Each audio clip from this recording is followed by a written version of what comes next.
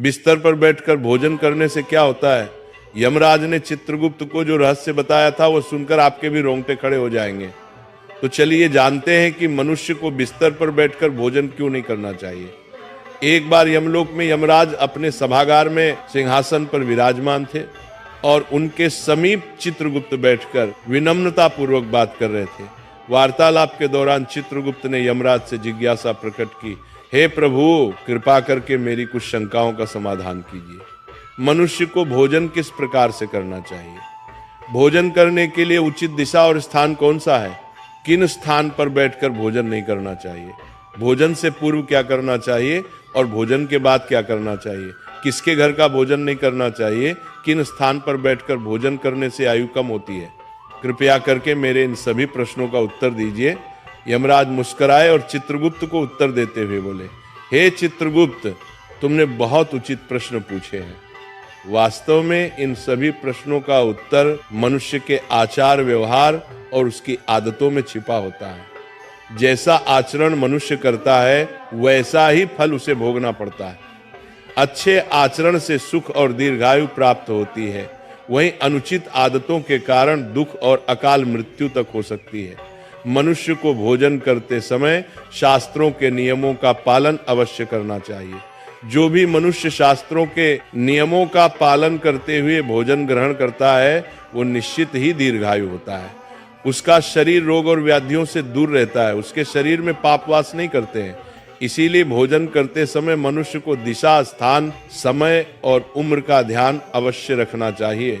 यह सुनकर चित्रगुप्त ने विनीत स्वर में कहा, हे प्रभु, कृपया इन रहस्यों को विस्तार से समझाएं। भोजन संबंधी जो जो नियम है मुझे विस्तार से बताइए। यमराज गंभीर स्वर में बोले, हे चित्रगुप्त, तुम्हारे प्रश्नों का उत्तर देने से पहले मैं तुम्हें एक प्राचीन कथा सुनाता हूँ। इस कथा को ध्यान से सुनो, इसमें तुम्हें तुम्हारे सभी प्रश्नों के उत्तर मिल जाएंगे। ये कथा अत्यंत शिक्षाप्रद है। जो भी इस कथा का श्रद्धा पूर्वक श्रवण करेगा और उसका प्रचार करेगा, उसके 32 प्रकार के पाप मैं क्षमा कर दूंगा। यह सुनकर चित्रगुप्त हर्षित हो गए और बोले, हे धर्मराज, आपके मुख से इस महान कथा को सुनना मेरा सौभाग्य है। मैं ध्यान पूर्वक इसे अवश्य सुनूंगा। फिर यमराज चित्रगुप्त को प्राचीन कथा सुनाने लगते हैं। वो कथा मैं आपको सुनाऊंगी।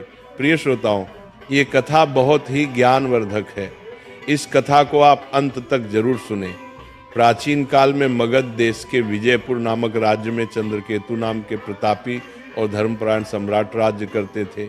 उस राज्य में प्रकृति की भरपूर संपदा थी और प्रजा अत्यंत सुखी एवं संतुष्ट थी।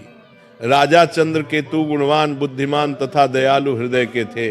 वह सदैव प्रजा के हित में प्रयत्नशील रहते और यज्ञ, दान व जनकल्याण के अनेक कार्य करते रहते थे।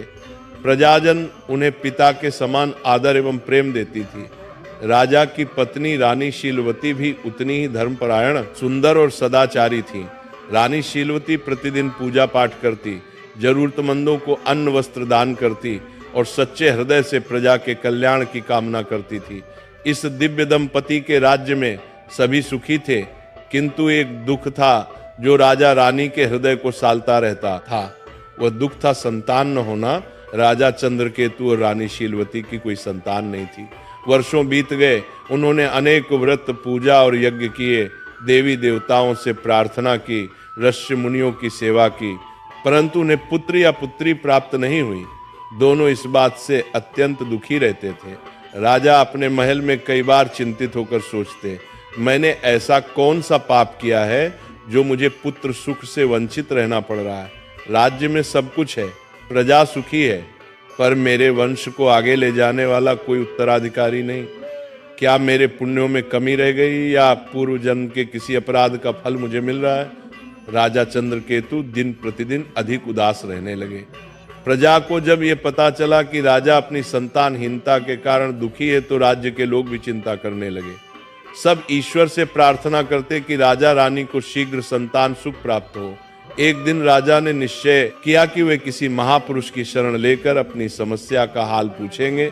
उन्हें स्मरण आया कि महान तपस्वी ऋषि वशिष्ठ इस समय निकटवर्ती वन में आश्रम बनाकर तप कर रहे हैं।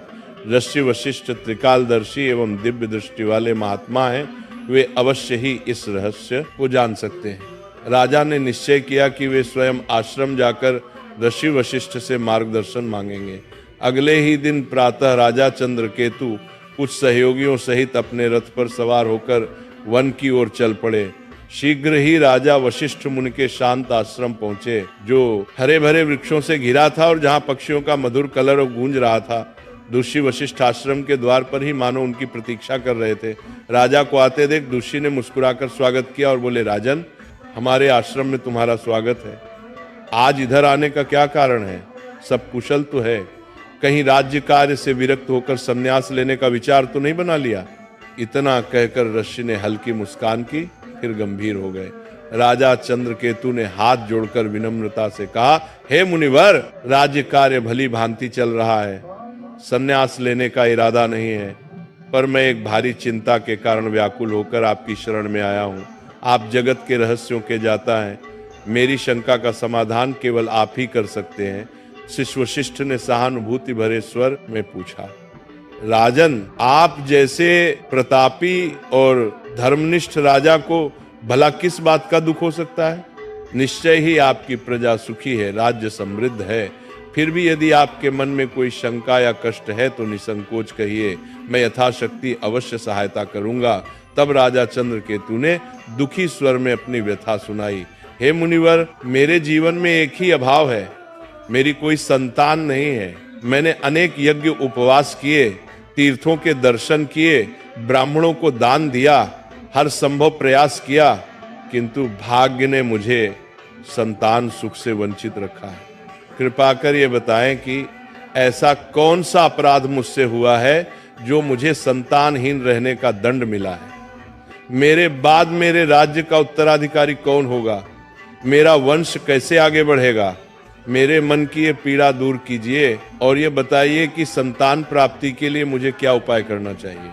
राजा की व्यथा सुनकर ऋषि वशिष्ठ ने कुछ पल के लिए आंखें मूंद ली और अपनी दिव्य दृष्टि से राजा के पूर्व जन्म के कर्मों का निरीक्षण करने लगे। ध्यान मग्न ऋषि पर राजा की निगाह टिकी थी। कुछ क्षण बाद ऋषि ने आंखें खोलकर कहा, हे राजन, जो कुछ मैं बता रहा हूं उसे धैर्यपूर्वक सुने। आपके संतान न होने का कारण आपके पूर्व जन्म के कर्म में छिपा है। पिछले जन्म में अनजाने में आपसे एक पाप हुआ था, जिसका दंड आपको इस जन्म में संतानहीनता के रूप में मिल रहा है।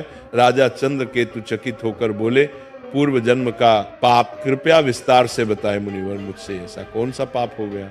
वशिष्ठ जी बोले, पूर्व जन्म में आप एक साधारण शिकारी थे और वन में शिकार करके जीविका चलाते थे।